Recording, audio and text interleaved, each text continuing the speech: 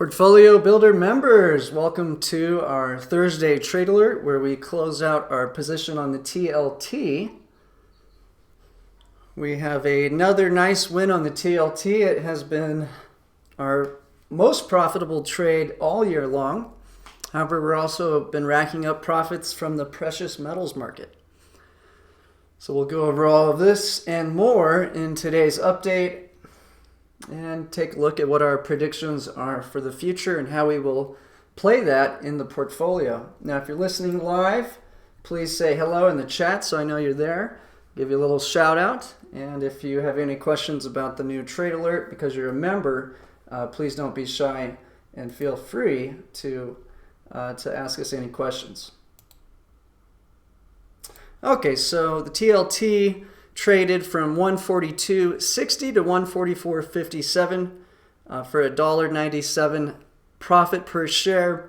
However, we don't just play these naked. We have protection at all times on our core positions. So that is a drag on our returns, but we never ever wake up with huge losses in our portfolio. That's why people love this program so much. We're happy to make a little less and have a lot more protection. So the caller for the options started off with a debit of 21 cents. We closed it out for 4 cents for a loss of 25 cents. Net profit $1.72. This represents 40% of our total portfolio, which would be 3,700 shares, or a profit week over week on this position of $6,374. Meanwhile, we have a 10% total portfolio position in GDX. And actually in ours, it's 8%. We also have a little bit in crypto, 1% in Bitcoin, 1% in Ethereum. Those have not been paying off as much in the last few weeks, but I think they have a great future. But the 3,855 shares of GDX, that's the gold miner ETF. Remember, all year we played GLD, that's spot gold. Once we got to 1,500 an ounce, we rotated from spot gold into gold miners. Much better play when there's going to be a long-term demand for gold, and the price has been dramatically elevated. Most likely central banks will gobble up gold at that $1,500 price and put a ceiling on that price for quite some time. So we want to look further down the road. Where can people make a profit from gold at these prices? Well, it's the gold mining companies. And GDX is a beautiful ETF with exposure to the top 35, automatically indexed and designed to focus on the miners that actually generate profits, not just the miners who are out there running penny stock ads. Stay away from those. There's really just a small handful, really just two. NEM and GOLD are the best bets in that industry and makes up the majority of GDX, although you do get some tiny exposure to some of the smaller ones. But it's just a very beautiful index product. There's no reason to have any other stock related to gold other than GDX. This is by far your safest way to play that market. Now, we have been playing SLV, that's spot silver, on the Tuesday trade. Now, this one we're actually using a option caller to turn it into an income asset for us. We have a put option below and selling a call option above. This will give us less volatility in our silver position. And currently we're not doing the silver miners, we're doing spot silver. And later in the presentation, I'll show you that the price per ounce of gold is at record highs, whereas that has not yet happened for silver. So expect us to play SLV until spot silver is probably in the $22 to $25 range. And at that point, we'll rotate into the silver miner ETF, SIV. Same concept. First, you want to let the spot price get expensive and then rotate into the miners. Net profit of this set of trades right here is $13,522. But we're already starting to see some profits on the SPY from yesterday. I did not calculate that in this update. So just to review last Thursday's trade, we sold to open the October 4th 148 call, which means our profits would be cut off after going to 148. And then we bought the 139 put, which means TLT could crash to any level and we would automatically get $139 per share because we bought that put option. And this is what turns our strategy into a very safe system for generating retirement income. Now, if I pull up our track record, you can see the returns per strategy. So we have the SPY being traded Monday, Wednesday, Friday. It's currently lagging in return. However, I expect this will quickly make up that difference as we're headed to QE4, and I'm expecting stocks to rally extremely aggressively as central banks take the bonds out of the banks' balance sheets, and they're going to have fresh ammo to load up on stocks. We've already seen the Fed purchase $100 billion of assets in the last 30 days without announcing QE. And this is not repo madness. This is their balance sheet actually increasing on their official website. So QE is coming, guys. That's why precious metals are getting ahead of the game. And I believe we're going to see a huge rally in equities if we don't get a major escalation in the trade war. And that's a huge if, so we'll talk about that. But in general, we want to have 40% of our portfolio in the stocks with the SPY Monday, Wednesday, Friday. 40% of our portfolio in the U.S. Treasuries. Now, these are the long end of the Treasuries, so that is 40% of our portfolio. One goes down, the other saves the day, vice versa. It allows us to have incorrect predictions, at least in the short term, and still walk away with a profit. So our goal is only to make 1% a month. And in the first 3 days of October, we're already up, as you can see, 0.6%. And that's with me saying SPY is ready to break above 300 and travel to new highs. Now, I still stand by that prediction, but look at this. Even being wrong, just because we have a very smart asset allocation strategy, we're up 0.6%. We only need 0.4% to hit our target return for the month, and then we could take a vacation. Now, I'm just kidding. We're not taking any vacations, but it just goes to show how smart this strategy is. And if you don't have this sort of protection and asset allocation in your portfolio, you should ask yourself, why not? What's holding you back? So that's our return for October so far. A look at our asset allocation. Tuesday is the silver play currently. And again, that one we're not buy and hold. The precious metals we are buying and holding, so we're willing to take more volatility in that part of the portfolio. It's had the biggest return, but again, we're only using 10% of the total portfolio. Now, silver is a super volatile asset that can be easily manipulated, so I don't recommend just buying and holding silver. But when you follow our strategy where you sell the call and buy the put, all of a sudden playing silver is much more lucrative for an income strategy. Okay, so that's a review of the most recent trades. Just real quick, here was our trade. I'll pull up yesterday's trade in a minute. I accidentally closed it. Sorry, guys. I have a quick little slide of what we do, and then we'll jump into a look at the markets, the top news, and even a look at yesterday's trade, which is shaping up nicely. If the SPY does jump back up above 290 tomorrow, we'll be sitting on yet another handsome profit.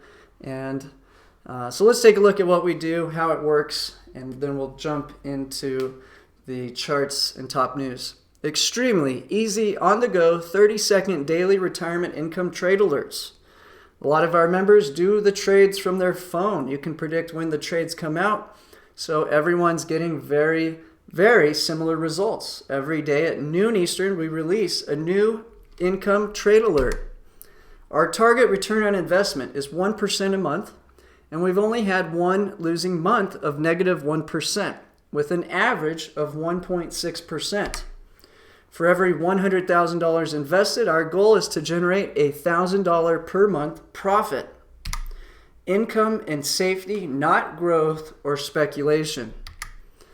Our simple 4 ETF portfolio is extremely diversified and all you'll need for retirement. So if you're tired of looking at a million random charts, you realize you have extreme business risk with big positions in specific companies. You have no downside protection. You have a random assortment of hedges, perhaps in gold or silver. Maybe you have no exposure to the bond market. Your portfolio is jumping up and down in value every day. That all comes to an end the second you start to follow our program.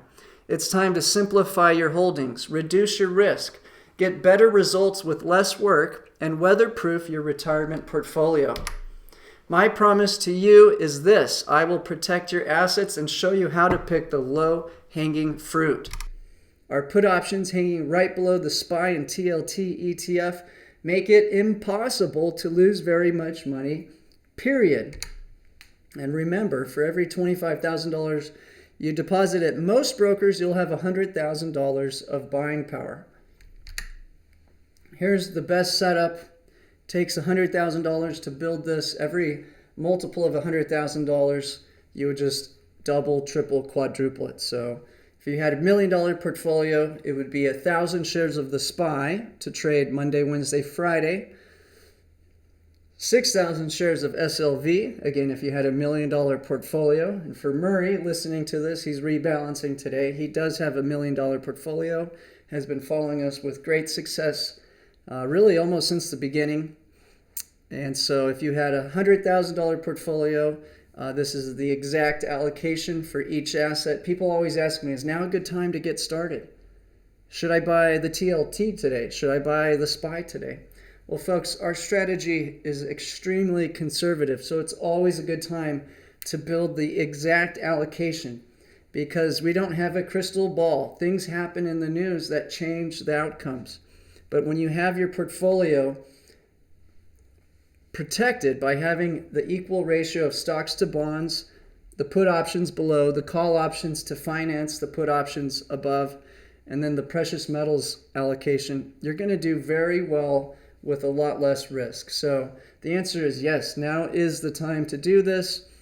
My suggestion, though, is to build each piece of the portfolio on the specific day we give out the trade alert. So buy your SPY shares on a Monday, Wednesday, Friday, so you can immediately jump into the option contracts that protect your assets.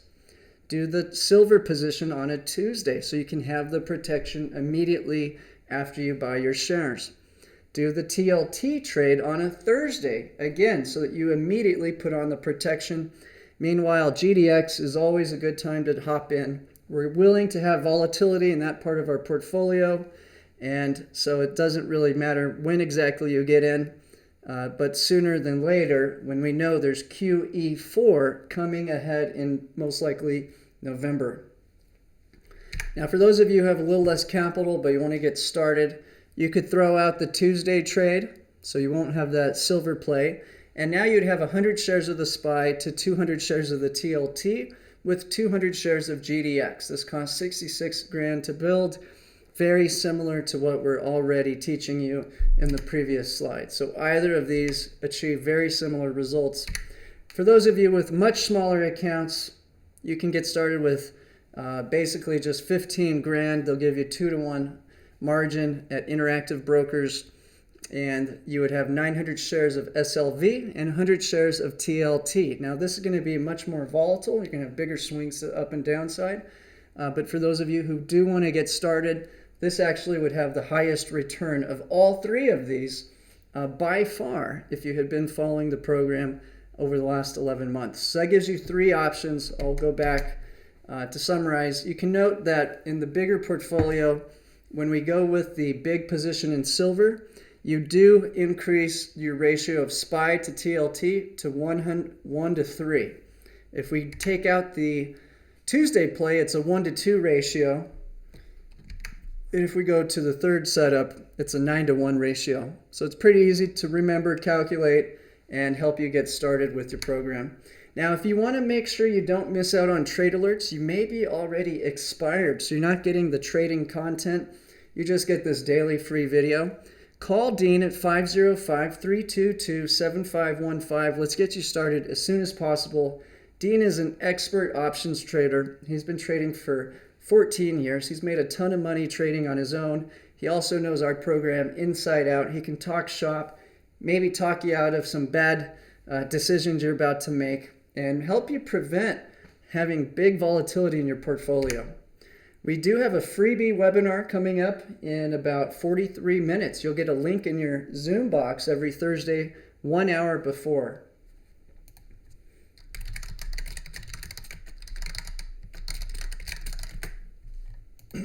And if you have not yet, subscribe to the channel, click the bell, download the YouTube app. You can watch this video daily on the go. All right, let's take a look at what's going on in the portfolio right now. Oh yeah, here's our disclaimer. Let me put that up for a moment. Keep the good old SEC off our butt.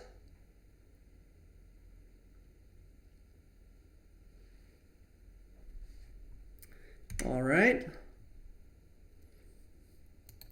A few last notes real quick, and then we'll jump into the news. If you look in the description box, guys, we have a lot of content and links you can click on. One's the link to join our advisory, one's for the boot camp, one is the pricing options, one is every update we've ever published, every trade alert. It's public, there's no password.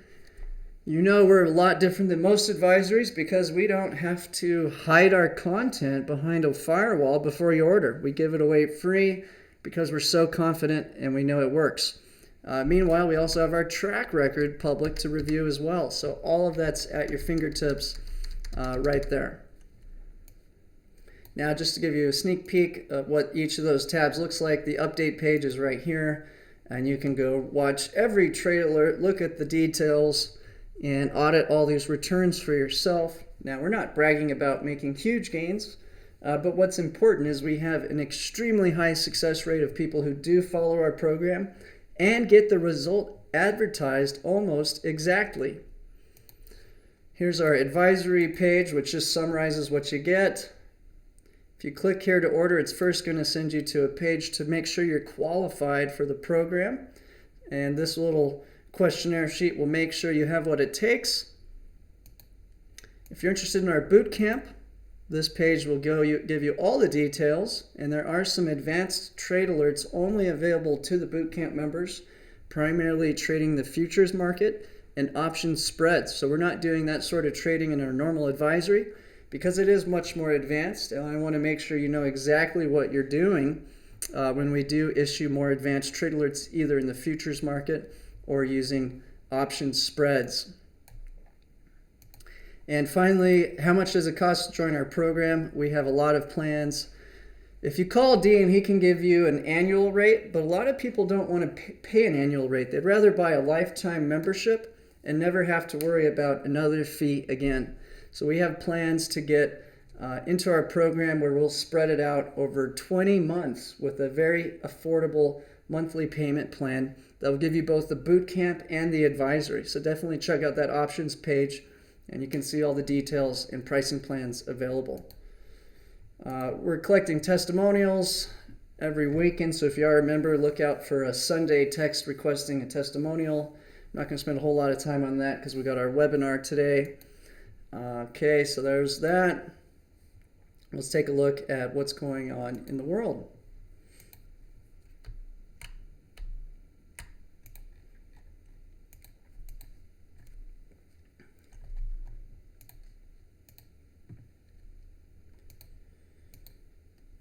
So stock market had a wild morning, tanked this morning on a service number that was a little lower than people anticipated, but it's still over 50, so we're growing. I thought it was a little insane of a sell-off, but because of our TLT and gold position, we actually made a lot of money. And then the market turned around and skyrocketed back up, and I believe our trade alert from yesterday will be very profitable. We'll be doing a similar trade until we get back towards that 300 level. And so the big picture is that the central banks around the world, 80% of them have cut interest rates. They're starting to purchase their own government's debt, and they're increasing their balance sheet. So this means all the big banks out there who are stuck in these bonds, they have a huge profit, but they know they could never sell all their bonds. If they tried to, it would create a collapse in the bond prices.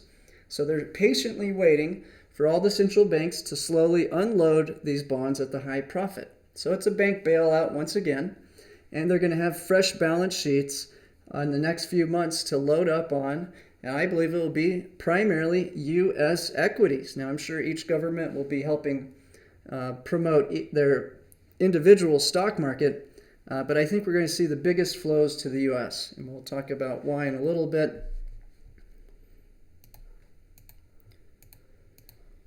Tomorrow we have another job report coming out. U.S. initial jobless claims were strong. Some more tariffs hitting Europe, but they're relatively small. The drama in Hong Kong continues to escalate, and now they are invoking emergency regulations. So this is going to turn very bloody. They already shot 2 people on Monday, and now they're making it illegal to wear these masks. So I think this is going to continue to stir trouble over there in Asia. The Chinese pig Ebola problem continues to spread, perhaps why they're actually willing to purchase food. We've got a lot of from the U.S., which I had predicted, but I didn't think the U.S. would not reciprocate. So they have been getting more and more aggressive with the rhetoric, which does concern me the most for a prediction of a big boom in stock prices. We've got all the Fed speakers coming out today, so I'll be checking out each speech and looking for hints. My bet is we get a 25 basis point cut in October. The Fed keeps quietly putting more and more treasuries onto their balance sheet without calling it QE. And that's pretty much what I'm expecting will be coming out in the next 30 days. The next meeting is October 30th. So they have been doing a pretty good job. The general trend I've seen is they'll say, oh, everything's fine, we're not going to touch anything. And then like a day or so before, you start seeing all these leaks from Wall Street Journal and Reuters and all these different media outlets saying, oh, they're going to cut rates. So mainly we can look at the rates in Germany to get a very good idea of what will happen with U.S. rates. This is who likes and dislikes China, so we can see most likely how this big long-term battle against China is going to shape up, who will be the two sides. Hong Kong is a disaster. Retail sales are crashing as Bitcoin volumes hit record high. Looks like Bitcoin's actually being manipulated to stay below 10,000 right now. I think at some point it's going to rocket much higher. All of the forces are going in the right direction to be long Bitcoin and Ethereum. Not recommending any altcoins right now. I really think we're going to see the same pattern we saw in the gold market. We want to see the key product go up first and then rotate into some of the smaller products. So that's Bitcoin and Ethereum are by far the biggest market cap cryptos. And once they get to elevated prices, you can see people selling those and rotating into some of these other altcoins. So China came out with these huge trucks. I think I have a photo of it. Let me see if I can find it.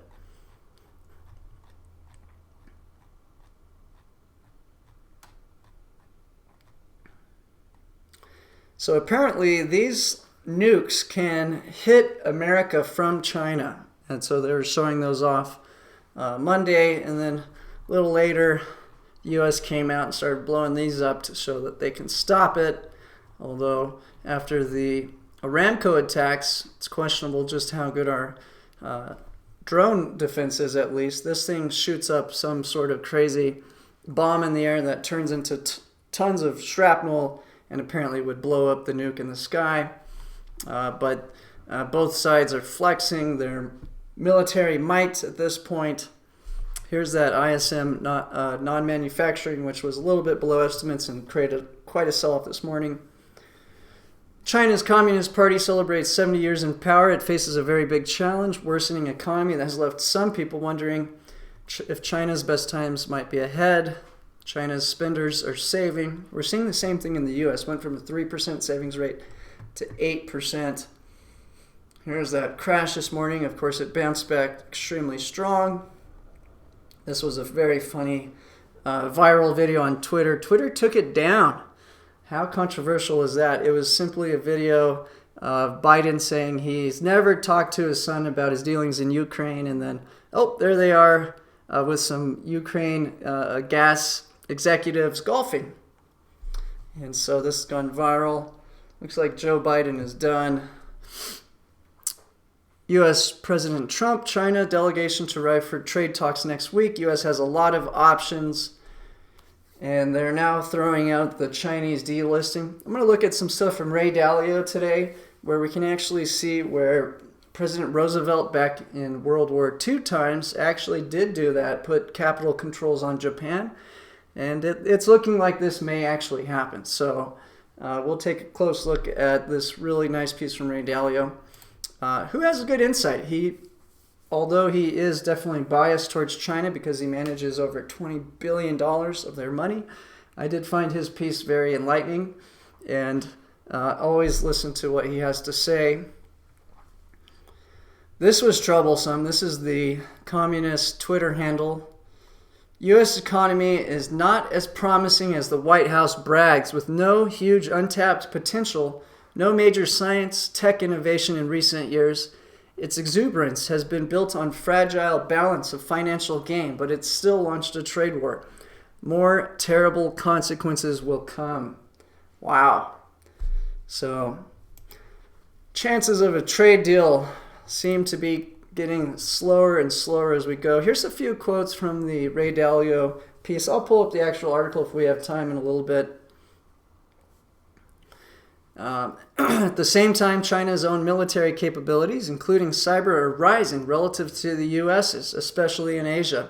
As a result, China is for the most part quietly winning the geopolitical war, particularly in Asia. As for what is likely to happen next, the big thing is the 2020 elections, because that will determine who the players are. Until then, actions and agreements are more for theater to play to the crowd than the real deal. After the elections, a real picture will emerge.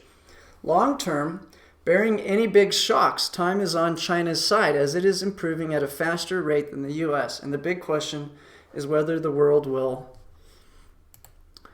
Okay, I'm skipping. This is not in order, just some highlights I pulled down of it. Regarding the technology war, we have seen the tip of the spear with Huawei. And we, Bridgewater, have given you an extensive look at the moves we can imagine could be done by both sides. So I won't embellish more on them.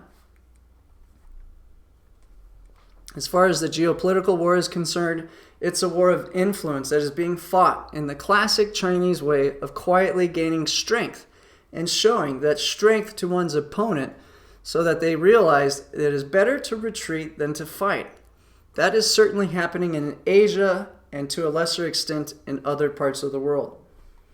Countries are increasingly having to choose whether they support U.S. or China, and they basically say on the military side they're picking the U.S., but on the economic side, at least in the past 30 years, it's been from China. However, I would point out China's GDP is collapsing at a very rapid rate from 14% probably down to 4% now. With any more pressure and capital controls, it'll be negative, and all this buying from China with all its partners is going to crash. So I don't think China's in a good position, and I do believe Dalio is quite frightened that his $20 billion probably of his assets, he has a huge chunk of his assets in a single ETF, EEM, which is basically just all of China and its partners. So he has a lot to lose. And if he were to try to get out of that position, he would probably collapse those assets all on his own. They're already sitting on a loss this year. He's been trying to short the dollar and be long emerging markets. And that has been a disastrous play this year. Now, he is the most profitable hedge fund manager of all time, so I respect anything he writes. His research on this is absolutely incredible. When we look at the real document, you'll see just how detailed he is. Every little law, every little congressman, he is on top of this escalation, and just put out this note, I think, yesterday. International Emergency Economic Powers Act of 1977. It empowers the president to unilaterally impose capital and FX controls, freeze assets and or payments on assets, coupons, and force asset divestitures to deal with any unusual and extraordinary threat from the outside the U.S. to the national security economy of the United States. Just the realization that these moves can be used has important implications for capital flows. For example, how would you feel if you're an adversarial foreign investor holding U.S. bonds, given this situation? Given where U.S. bond interest rates are and the impending deficits and monetizations of them. Of course, China dumping U.S. bonds would have its own terrible consequences. Now, my point of view, all this means is we need to start, once we get a feel for what's happening in the next 1 to 2 weeks, if we don't see some pretty serious signs that these two want to make progress in the trade war, or at least kick the can down the road, I'm going to be buying out of the money puts on FXI and then shorting the Chinese currency somewhat aggressively. Now, this is a conservative advisory. We're not trying to make really more than 2% a month profit, but these simple little trades, we can put very tiny risk and make a huge gain if this does blow up. Now, will it take down the U.S. equities market if something this extreme happens? Probably. But that's why we have our bonds, we have our gold, and we have our puts on the SPY. But I do think that this could really, really spin out of control. And with the rhetoric coming out of both sides, it looks like that may be the course. So we got to keep close eye. October 11th is when they're meeting again. And so we'll see what comes of it. I'm becoming more skeptical by the day. Here's the piece he put out on LinkedIn. Zero Hedge is good at picking up. He's using the 1935 to 45 analogy. And if you go back to that period of time, it's right after World War I. All of Europe was pissed off about, of course, Germany trying to take over the whole region. And they almost did. It cost all of them a ton of money, and they all went really broke from this. And they decided they should get money back from Germany for having caused the war. Well, the German economy was collapsed, and they couldn't pay all the debts. They tried to. They printed lots of money. They created new currencies, all kinds of fancy tricks and gimmicks. Meanwhile, the U.S. had lent all this money to Europe, and that's when we really became so powerful. We had essentially taken all the gold of the world during that period, and now everyone owed us money. So with everybody fighting over this, it created a depression, and Germany was the cause of this. It went completely bankrupt and had hyperinflation. So are we about to make the same aggressive economic push onto China and have similar results? And will it lead to a new world war? That's basically what Ray Dalio is signifying in this analogy and in this big piece. We'll take a look at that in a minute. These discussions in turn are taking place days before Vice Premier Liu He's expected visit to Washington for high-stakes talks, and this is Ray Dalio again, on October 10th through 11th. These talks, importantly, will play out in the shadow of scheduled U.S. tariff increases, a potential Xi-Trump meeting, and the pending expiration of Huawei licenses. In particular, on October 15th, tariffs are scheduled to increase to 30% from 25% on $200 billion in imports from China. There is a scheduled meeting November 16th between Xi and Trump at the APEC summit. And on November 19th, Huawei's general temporary license is due to expire. On December 15th, tariffs are scheduled to be imposed on 160 billion of the most politically sensitive Chinese imports, popular electronics and things of that nature. So, equities market have some pretty serious stumbling blocks ahead of it. The only good news is that the U.S. earnings are strong.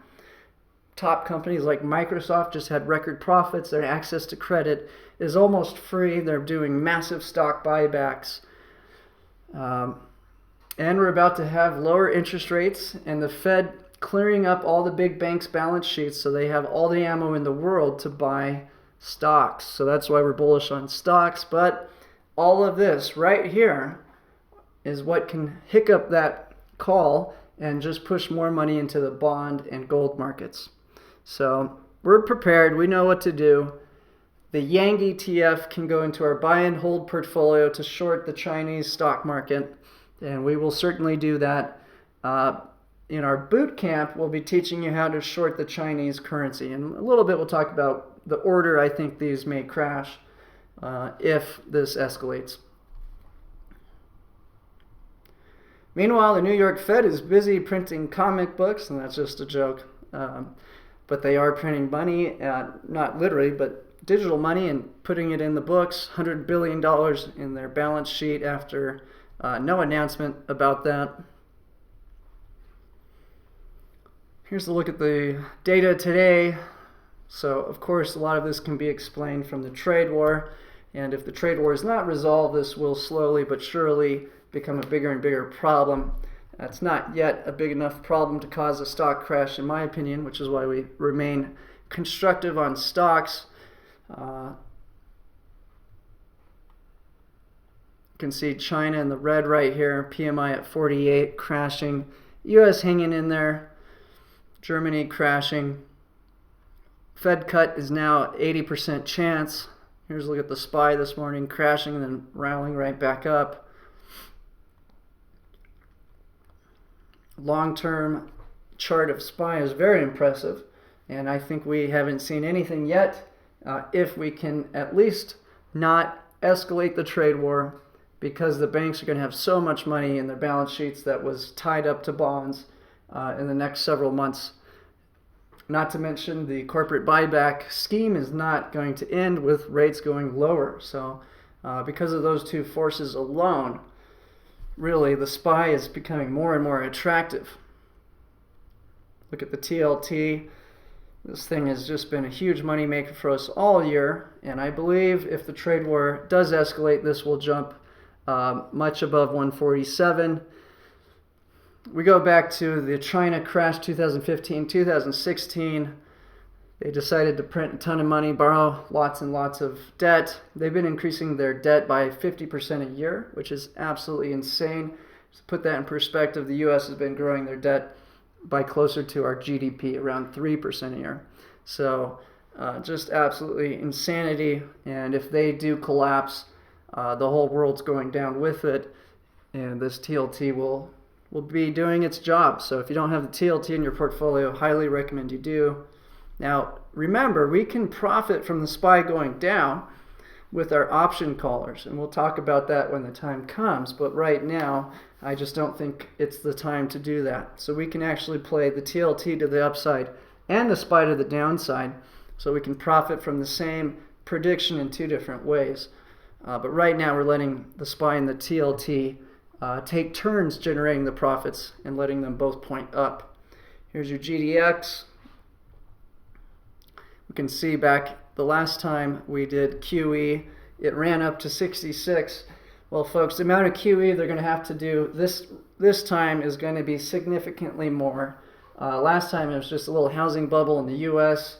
that was misallocating funds. This time around, the problem's at least 10 times worse, maybe 100 times worse.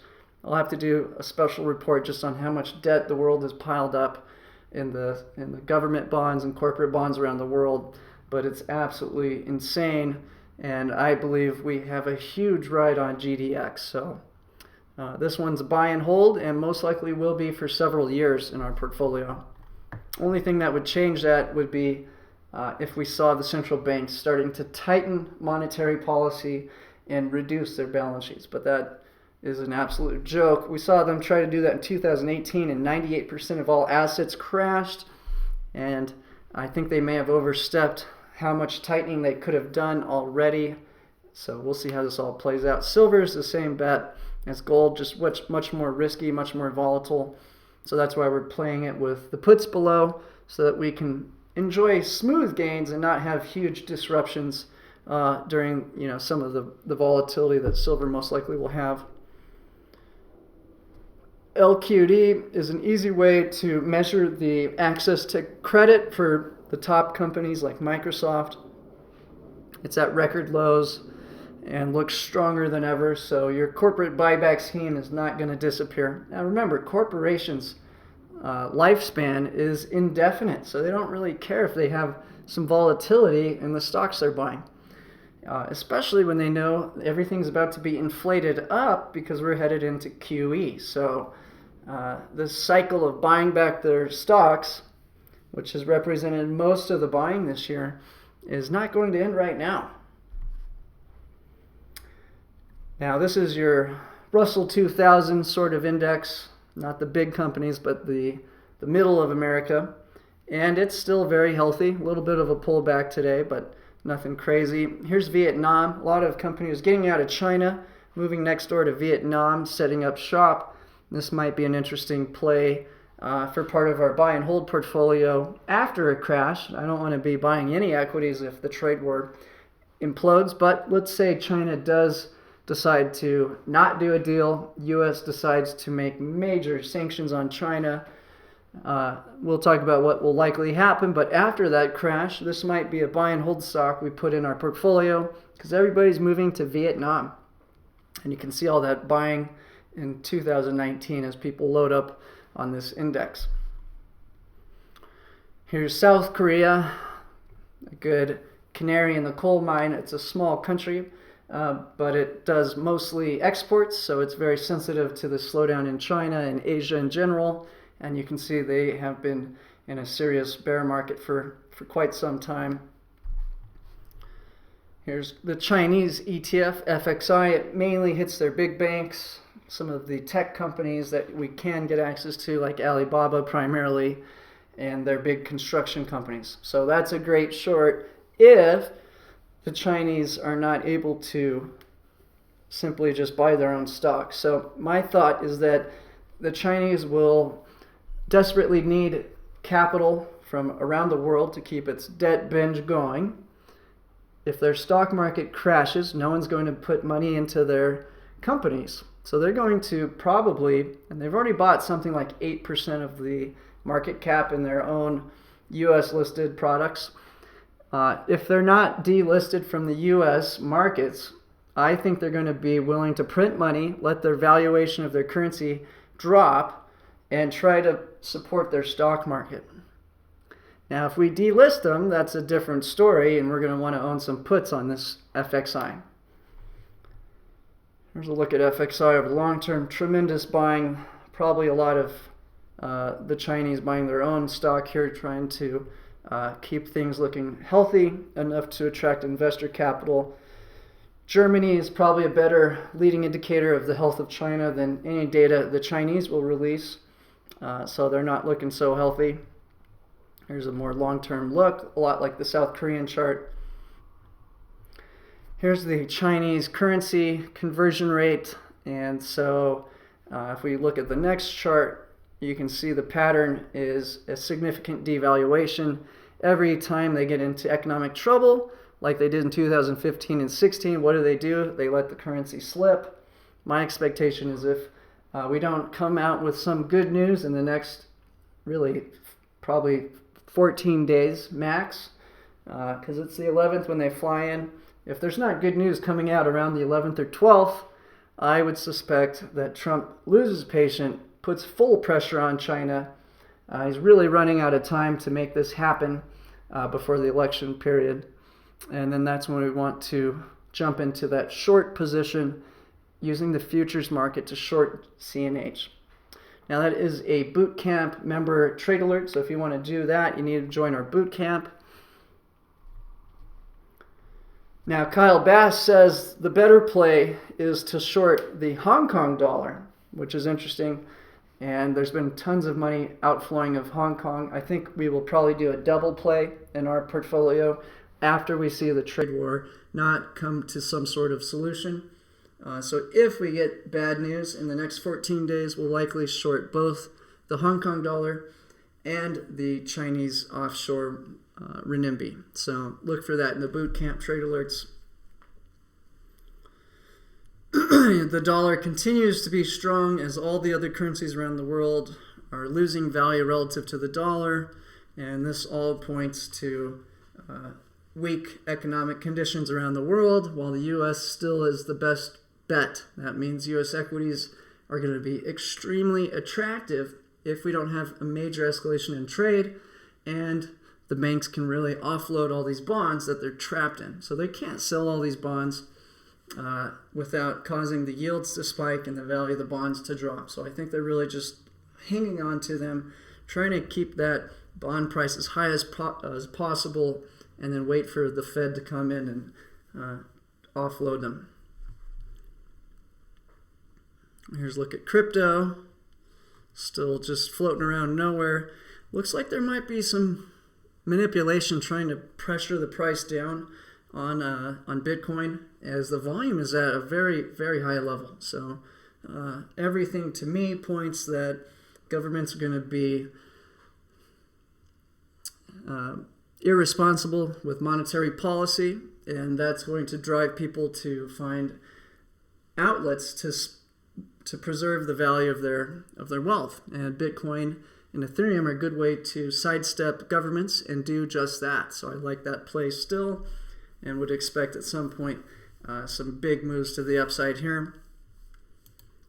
Here's Ray Dalio's piece. If you want to go through it, it's at Zero Hedge. Just type in Ray Dalio. He goes through some history, and it's very similar. The whole storyline between World War I leading into World War II, the whole world punishing Germany to the point that they bankrupt everyone and created the Great Depression. It's all very analogous, so it's a good read. We've got our freebie webinar coming up in a few minutes, so I won't go through too much. But I do want to point out that they actually did do just what people are scared of right here. So in 1930, we had the Smoot-Hawley tariffs, began the trade war. And then I'm trying to find the quote where President Roosevelt literally put the capital controls on. Okay, here you go. So here's what everybody's worried may happen, or at least the Chinese are very worried this may happen.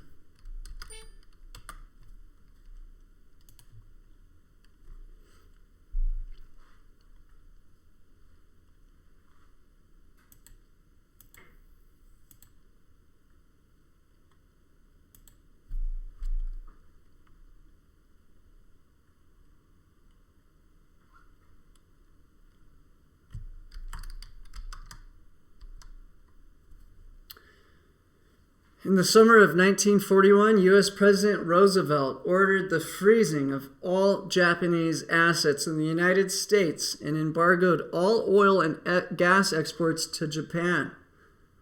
Japan calculated that it would be out of oil in 2 years. In December 1941, Japan attacked Pearl Harbor and British and Dutch colonies in Asia. While it didn't have a plan to win the war, it wanted to destroy the Pacific Fleet that threatened Japan. Okay, so it's a great article. I highly recommend you guys read this. He also has a 800-page book about debt crisis that you can read, which is a link in here. It's buried in there. It's a great book. It's free. A lot of great information.